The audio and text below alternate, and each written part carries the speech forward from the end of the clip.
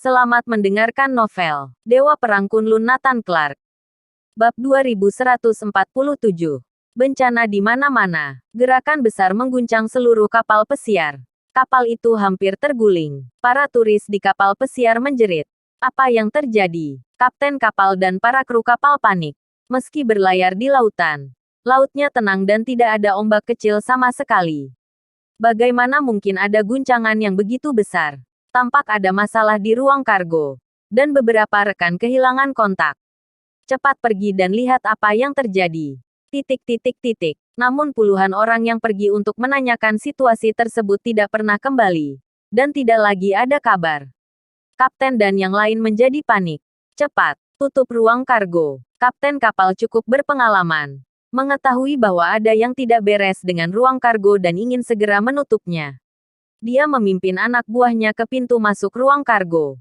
Saat itulah bau darah yang sangat menyengat tercium di udara. Itu membuat semua orang merasa mual. Tepat dia akan menutup ruang kargo, sesuatu tiba-tiba keluar. Kapten dan yang lain berteriak histeris ketakutan. Mereka sepertinya telah melihat sesuatu yang menakutkan. Teriakan itu diikuti dengan jeritan-jeritan histeris tanpa henti. Namun kali ini jeritan itu bukan karena ketakutan, melainkan karena kematian. Tak lama kemudian, mereka yang telah melihat isi peti mati itu pun mati. Para turis masih gemetar menunggu penjelasan dari pihak awak kapal pesiar. Sebenarnya apa yang terjadi dengan guncangan itu?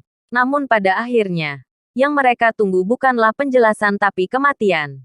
Sesuatu yang mengerikan muncul di depan mereka.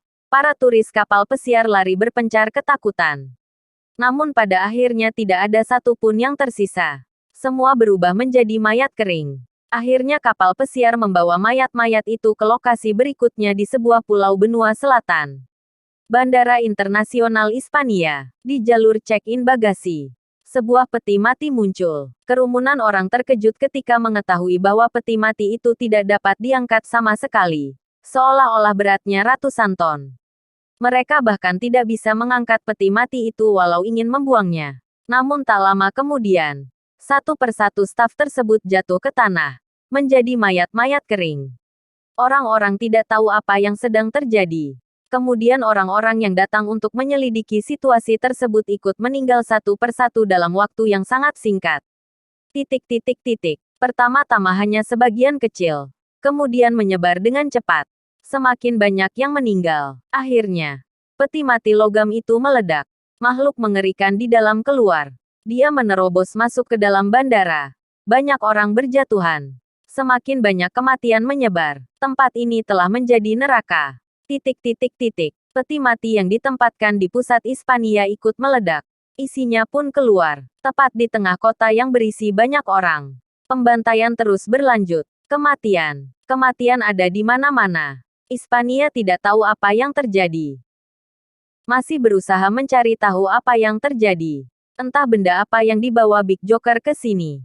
Itu terlalu menakutkan. Saat kapal pesiar berlabuh di pelabuhan pulau kecil sesuai rute yang telah ditentukan, beberapa orang datang lebih awal untuk menyambutnya.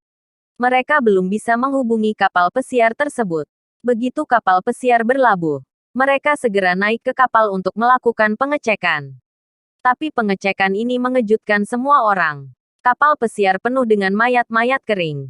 Mayat yang darahnya tersedot hingga kering. Sangat menakutkan. Namun, yang tidak mereka ketahui adalah bahwa mimpi buruk itu baru saja datang. Lari. Cepat lari. Seseorang waspada dan ingin berlari selangkah lebih cepat.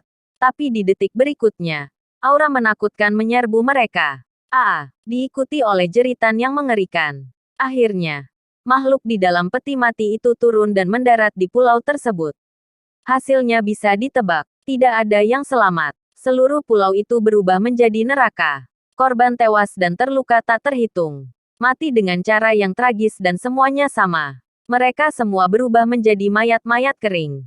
Namun ada beberapa orang yang selamat yang segera melarikan diri dengan kapal pesiar. Tapi yang tidak mereka ketahui adalah bahwa makhluk mengerikan itu telah mengikuti mereka. Di sisi lain, Tanjung Emas Neslandia.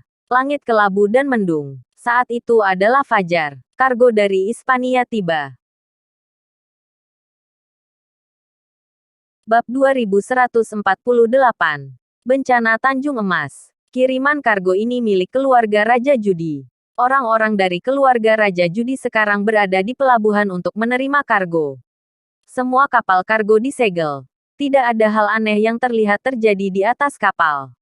Dan karena muatannya adalah biji besi dan sejenisnya, maka muatannya sangat berat. Mereka tidak mencurigainya, hanya sedikit lebih berat dari yang biasa. Angkut. Dengan sebuah perintah, barang-barang diangkut pulang satu per satu. Untuk saat ini, tidak ada petunjuk yang terungkap. Semuanya tampak normal. Namun, meskipun berita tentang bencana yang terjadi di Hispania telah berulang kali diblokir, berita itu secara bertahap menyebar. Setelah Nathan Clark dan Dewa Iblis Megam meninggalkan Dewan Angkasa, mereka ingin pergi ke organisasi kitab suci untuk mencari Kirana Andersen. Bahkan Dewa Iblis Megam menggelengkan kepalanya kali ini. Karena mereka bahkan tidak tahu di mana organisasi kitab suci itu. Bagaimana ini? Dewa Iblis Megam secara belak-belakan menyatakan bahwa tingkat misteri organisasi kitab suci mungkin tidak kalah dengan laboratorium para dewa. Aku punya solusi. Nathan Clark tersenyum. Dewa Iblis Megam segera menoleh. Organisasi kitab suci selalu ingin aku bergabung dengan mereka. Jika merilis berita bahwa aku masih hidup, mereka pasti akan datang mencariku. Kata Nathan Clark, itu benar. Kita bahkan tidak perlu mencari mereka. Mereka akan datang sendiri ke depan pintu kita. Dewa Iblis Megam mengangguk. Yang perlu dilakukan sekarang adalah memberitahu organisasi kitab suci bahwa Nathan Clark masih hidup. Hal ini dia serahkan pada Dewa Iblis Megam. Dia akan merilis berita untuk organisasi kitab suci melalui web gelap. Memberitahu mereka bahwa Nathan Clark masih hidup. Harus diakui bahwa web gelap adalah keberadaan yang ajaib. Sejauh ini, tidak ada yang tahu siapa pemilik di balik web gelap. Namun web gelap tahu segalanya. Dewa Iblis Megam dapat langsung mengirim pesan pada organisasi kitab suci tanpa diketahui orang lain. Tuan, sudah selesai. Namun, aku baru saja mendapat kabar bahwa makhluk tak dikenal menyerang Hispania, menyebabkan bencana. Jatuh korban yang tak terhitung jumlahnya. Sampai sekarang masih belum diketahui apa itu. Sepertinya ada berita mengatakan muncul sesuatu berasal dari peti mati kuno. Jika ini terjadi jauh sebelum era ini, Nathan Clark mungkin sangat penasaran.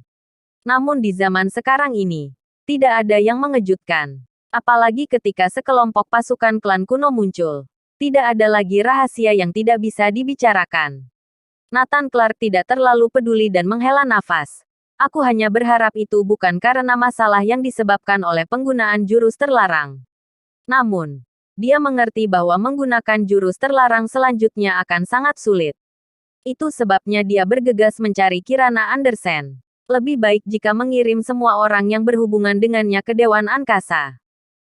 Dengan begitu dia tidak perlu khawatir mengenai masalah ini. Klan kuno itu tahu lebih banyak. Lagi pula, aku bukan dari era yang sama dengan mereka. Aku tidak tahu apa yang akan terjadi. Tapi selama Tuan memerintahkan, badai pun akan aku terjang untuk melakukannya. Dewa Iblis Megam mengungkapkan sikapnya kepada Nathan Clark. Bagus. Sekarang aku hanya menunggu organisasi kitab suci untuk datang mencariku. Kemana tempat terbaik untuk pergi? Bagaimana kalau Tanjung Emas? Nathan Clark memutuskan untuk menunggu organisasi kitab suci datang di Tanjung Emas. Lagi pula, Tanjung Emas sedikit lebih damai. Jika berada di dalam Neslandia, mungkin menyebabkan masalah yang tidak perlu. Saat ini, di pabrik pengolahan yang terletak di salah satu kediaman keluarga Raja Judi, bahan biji besi dibawa masuk. Para pekerja segera membuka peti kemas yang tersegel, memperlihatkan kotak-kotak kayu besar. Boom! Aura dingin yang menakutkan menyelimuti mereka, menyebabkan semua orang menggigil. Tapi semua orang tidak terlalu memperhatikan. Mereka melepaskan semua peti kayu di bagian luar. Peti-peti yang lain terlihat normal. Tiba-tiba seseorang berteriak, "Cepat! Lihat ke sini!" Setelah semua peti kayu dilepas, peti mati logam di dalamnya terlihat. Semua orang terkejut melihat peti mati logam itu. Hal pertama yang dilakukan pabrik pengolahan adalah memberitahu kepala klan Raja Judi. Setelah peti mati logam terungkap, gerakan aneh mulai terjadi. Semua orang tidak tahu mengerti yang sedang terjadi dan seseorang mencoba membawanya pergi. Bersambung.